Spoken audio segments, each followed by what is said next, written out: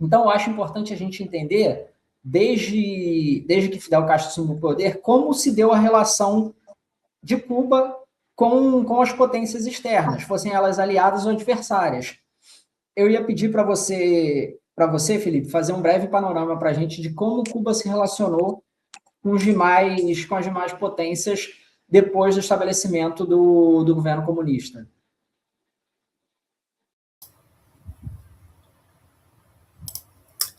É importante dizer que Cuba não é, apesar de ter um embargo, Cuba não é proibida, né, de fazer negócios com outros países.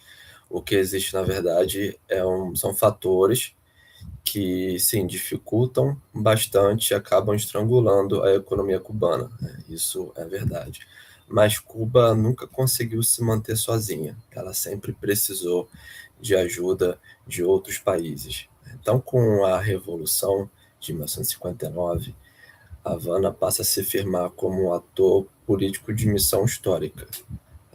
O Che Guevara, que liderou a Revolução, ele via Cuba como um ponto de partida para uma revolução que deveria ser global. Então, Cuba se posiciona frontalmente contra os Estados Unidos, se aproxima da União Soviética. Então, a União Soviética abastece muito com suprimentos e garante o funcionamento da ilha. E, claro, porque Cuba, como Radamés disse, era peça-chave na Guerra Fria, né?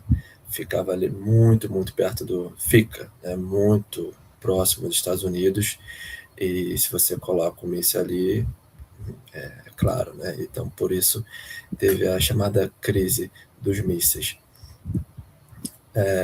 Durante décadas, a Havana sobreviveu, então, porque contava com a União Soviética, só que a União Soviética cai. E aí começa a derrocada da ilha, e posteriormente, por ser um ponto de ideologia muito forte da Revolução Comunista, ela passa a receber ajuda de simpatizantes. Então, países como Venezuela, por exemplo, até mesmo o Brasil, vira e mexe ajudam, mandando alimentos e outras coisas para Cuba.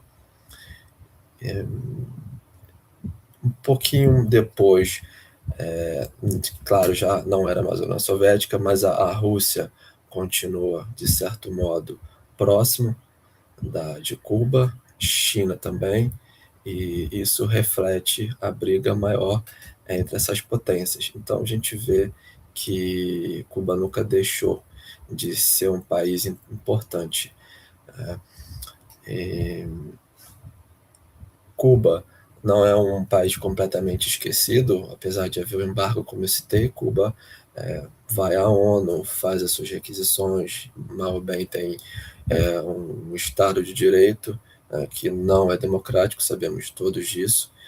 Tem até um episódio famoso: Che Guevara vai à ONU, faz um discurso enorme de mais de 4 horas, ele condena o que ele chama de imperialismo norte-americano, e ele confessa que mata mesmo, que coloca as pessoas no paredão. Enfim, isso fica para a história, né, para as pessoas julgarem. E, bom, agora com o Donald Trump, por que os Estados Unidos querem agora mudar o regime cubano? Sinceramente, eu acho que não há um fator econômico tão relevante. Há, de certo modo, um fator geográfico que você verifica ali, como o Radamés mostrou no mapa. Cuba está ali no caminho dos navios que passam por ali e querem atravessar e o, se alguém puder me ajudar agora, o canal do Panamá, né? E ir para o outro lado, fazer negócios com o Oriente. Então, ali não deixa de ter uma importância geográfica, não só porque está próximo dos Estados Unidos, mas também porque está bem na rota, está bem no caminho de uma rota comercial importante. e até mesmo dos navios que saem da costa leste dos Estados Unidos e vão fazer negócio com a costa oeste. Também passam por ali e não querem ter nenhum tipo de surpresa desagradável.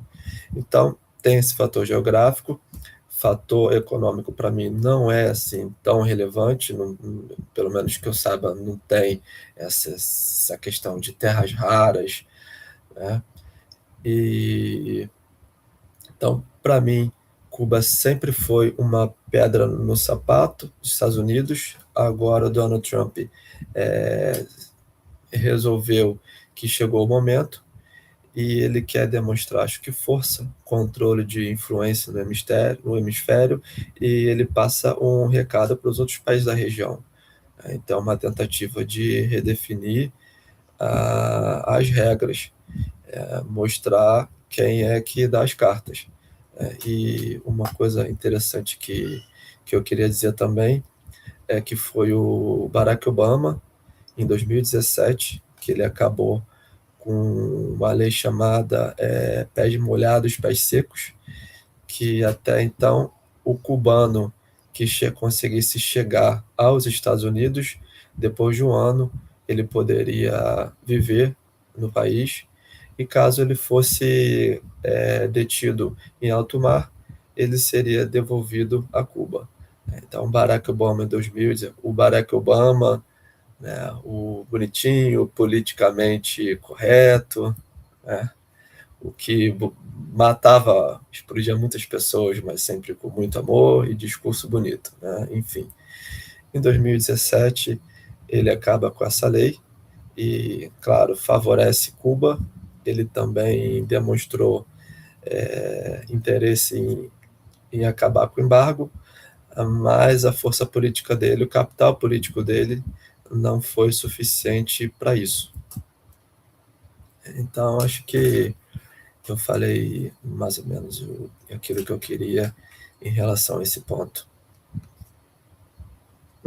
Vale, pode falar, vale Radamés, vai lá. que um outro detalhe para os Estados Unidos quererem agora mudar as coisas em Cuba também é a instalação de estações de monitoramento chinesas na ilha, né?